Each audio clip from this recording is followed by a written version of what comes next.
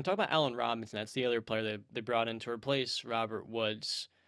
They need him to be better than he was last year with Justin Fields, and I have no concern that he will be better than what he was last year because that Bears offense was so terrible. And sure, they had Darnell Mooney playing off of him, but defenses were locked in on him. Now he gets to play off of Cooper Kupp, Triple Crown guy. I mean, he's playing with the best quarterback of his career. You look at what he's had to deal with, Alan. I mean, the poor guy from Jacksonville to Chicago, he never had a true Pro Bowl quarterback. Mitch Trubisky, I'm not counting that, even if I am a Steelers fan. Now he finally gets not just a starter, but one of the top 10 to 12 guys at the position. And he's playing on the best offense The of his top career. 10, 12 guys. Let's give this guy his credit. Stafford? Yeah. I don't know if he's like top 9. Maybe he's 10 to 12. I mean, that's where he is. What? We overran him. He won a Super Bowl. I mean, were people throwing Joe Flacco and Nick Foles into the top end discussion? Because they won. Joe I think Flacco wasn't Stafford. throwing 41 touchdowns and 4,800. Well, he also his lows are among the lowest of any starting quarterback. He has 3 or 4 games a year. He was in a brand new system. Had to learn on the fly this year, and look what he did.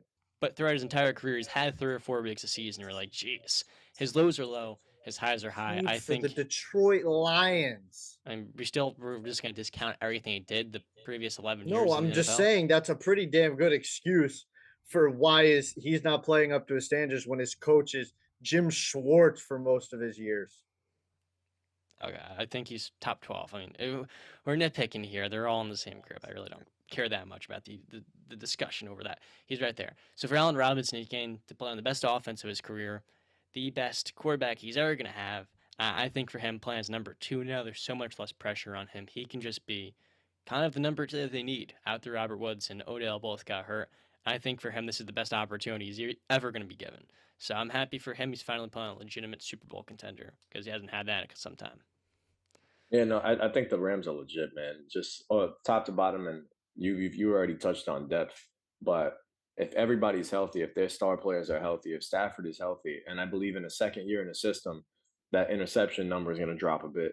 I could see him still throwing for close to 5,000 yards. I could still see him reaching high 30s, maybe 40 touchdowns with A-Rob on the outside. I do think Van Jefferson takes a step up as well. Cooper Kupp is going to be Cooper Kupp. So I don't know. I really just sit here and I look at that Rams team, and there's not too many people better than it from top to bottom. And even with injuries that take place, somebody always steps up for them at any given moment. So with all those stars, there'll be somebody to emerge, and maybe they'll develop a new one.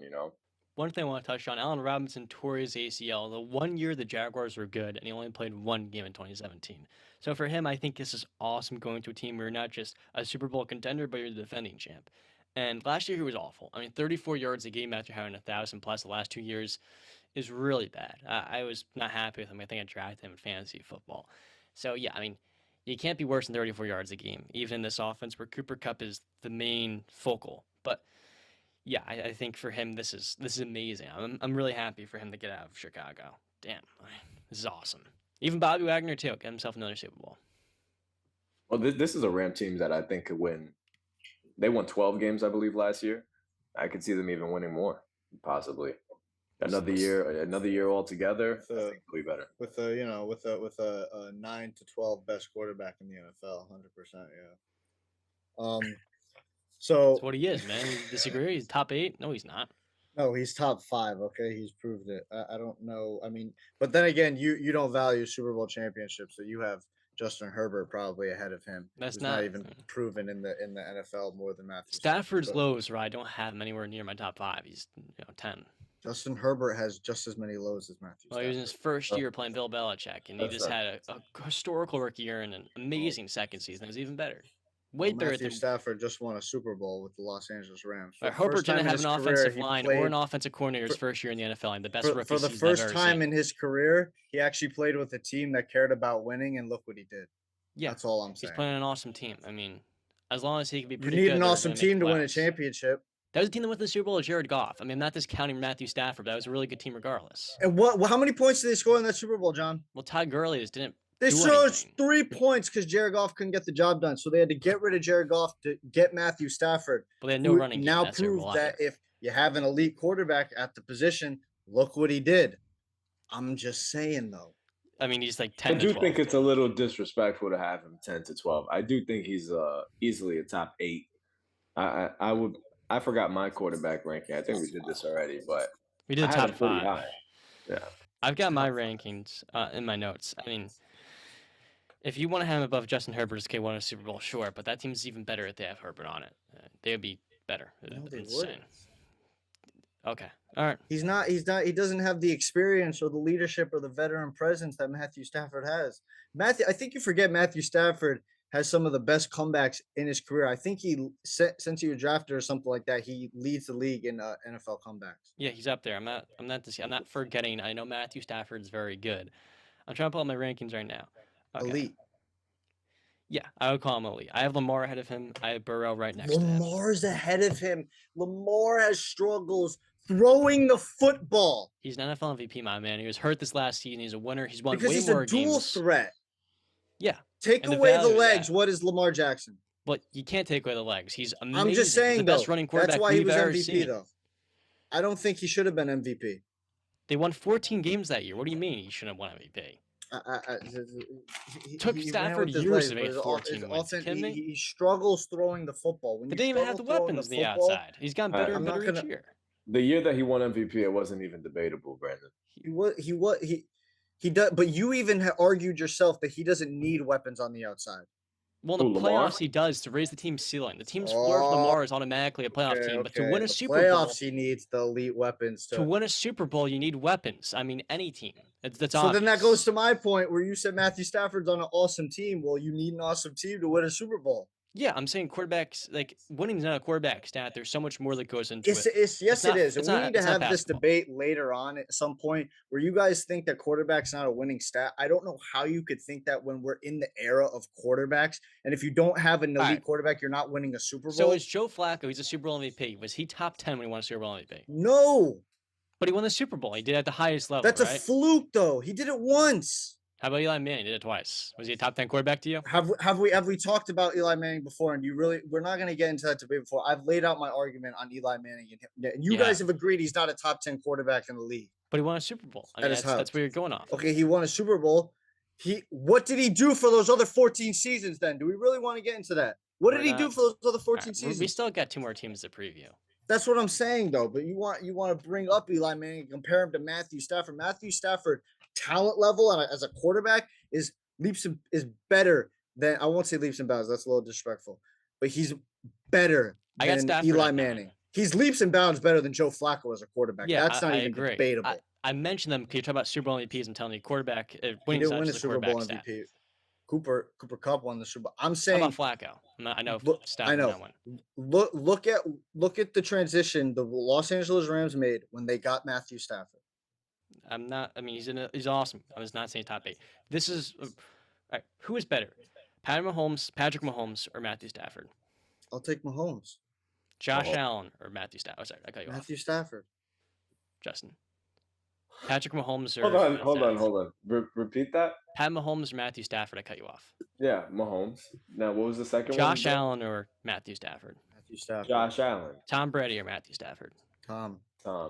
Aaron Rodgers or Matthew Stafford? Aaron Rodgers.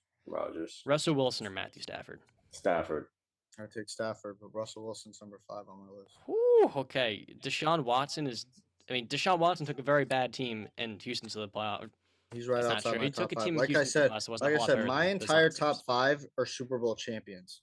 That's what's consistent in my list. My top 5 in the league right now are all Super Bowl champions. So, like I said before, Joe Flacco would have been one of the top quarterbacks. No, because he's also not putting up the stats to back up the Super Bowl championship talk. That's what you're missing, John. You're just looking at the Super Bowl championship.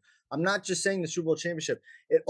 It goes without saying that these guys are putting up elite numbers. Joe Flacco stop bringing up Joe Flacco. He was never putting up elite numbers unless he was in that one postseason run that he did. Well, okay, Matthew Stafford's putting up elite numbers year in and year out. He had 3,900 plus yards 4 different times in his career.